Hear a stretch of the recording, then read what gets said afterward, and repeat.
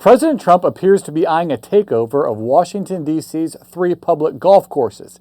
It's the latest example of the president flouting local control as he pushes to leave his mark on the nation's capital. The Hill's media reporter Dominic Mastrangelo joins us to discuss. Hey, Dominic, so D.C. has these public golf courses that are governed by the National Links. It's a partnership with the National Park Service. Tell us about these golf courses in question.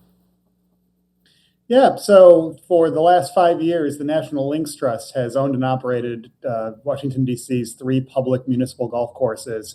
That's East Potomac Golf Links, Rock Creek, and Langston.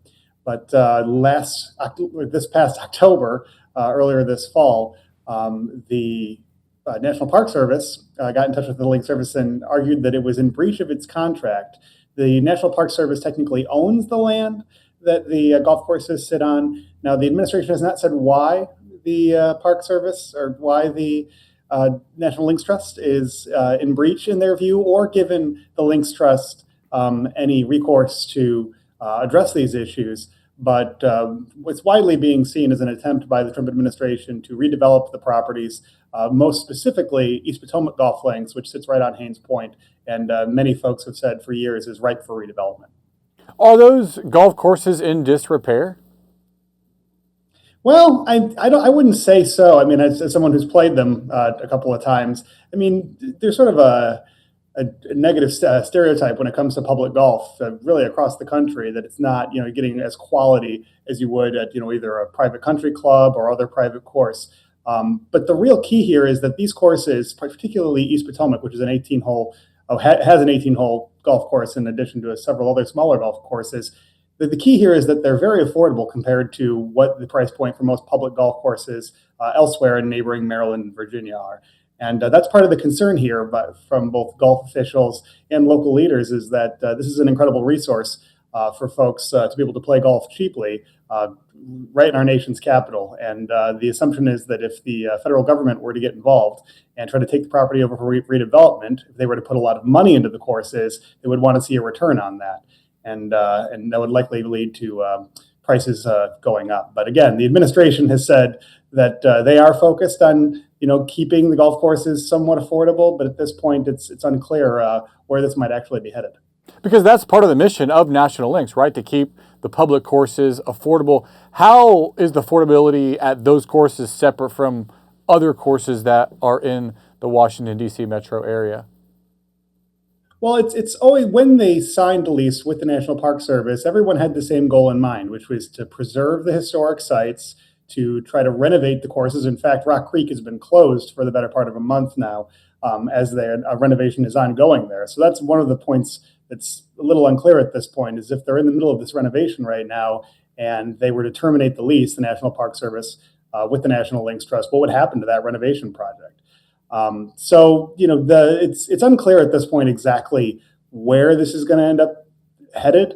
But I will say that a lot of folks in the area are concerned that costs could go up for municipal golf in D.C., particularly when you look at how much it costs in other places all around the DMV.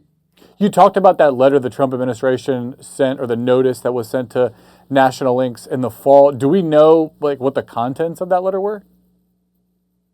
Yeah, so they argued that they were in breach of their contract, and they didn't outline specific reasoning for what either hasn't happened or needs to happen, why they feel that the National Links Trust isn't doing its job. And I should stress that sources that I've talked with the National Links Trust are open to working with the administration, are open to talking about what changes or enhancements need to be done.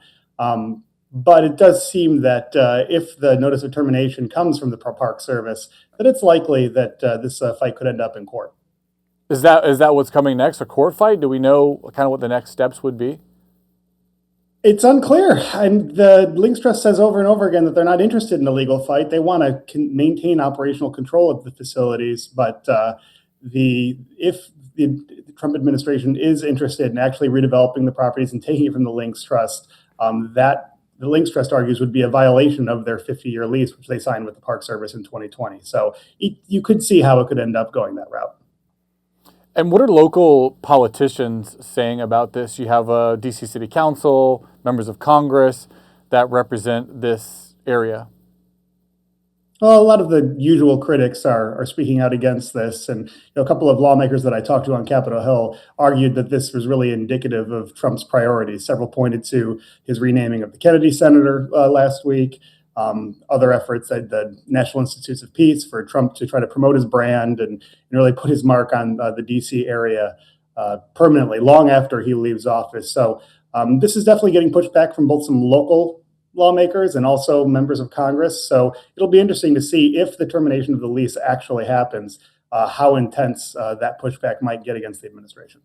All right. I think this is a story we will continue to follow, but for now, we will leave it at that. Dominic, thanks so much for your time. Thanks, Drew. Appreciate it.